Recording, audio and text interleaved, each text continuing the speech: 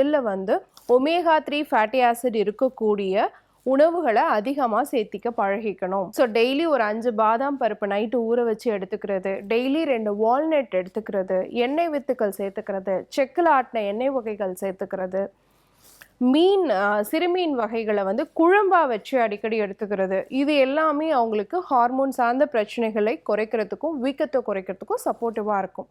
வாரத்துக்கு அட்லீஸ்ட் ஒரு 2 தடவையாவது இரவு நேரம் ஒரு 5 பல்லு பூண்டு, கொஞ்சமாக தண்ணி, கொஞ்சமாக பால் போட்டு வேக வச்சு அந்த பூண்டை வந்து நல்லா ஸ்மாஷ் பண்ணிவிட்டு அப்படி குடிச்சிடணும். இந்த மாதிரி எடுக்கும் பொழுது அவங்க பிளட் தின்னிங் ப்ராப்பர்ட்டி வந்து உருவாக ஆரம்பிக்கும். அடுத்து பார்த்தீங்கன்னா அடிக்கடி எலுமிச்சை சாறு வந்து அவங்க குடிக்கலாம். அதே மாதிரி பார்த்தோம்னா கருஞ்சீரகம் மத்தியான நேரத்தில் வந்து ஒரு வாரத்துக்கு ஒரு 2 நாள் வந்து நீங்கள் மோரில் எடுத்துகிட்டு வரலாம். அதே மாதிரி உணவு வந்து பார்த்தீங்க அப்படின்னு சொன்னால் கரெக்டான நேரத்துக்கு சாப்பிடணும். காலைல ஏர்லியராக பிரேக்ஃபாஸ்ட் சாப்பிடணும். இரவு டின்னர் வந்து சீக்கிரம் சாப்பிடணும்.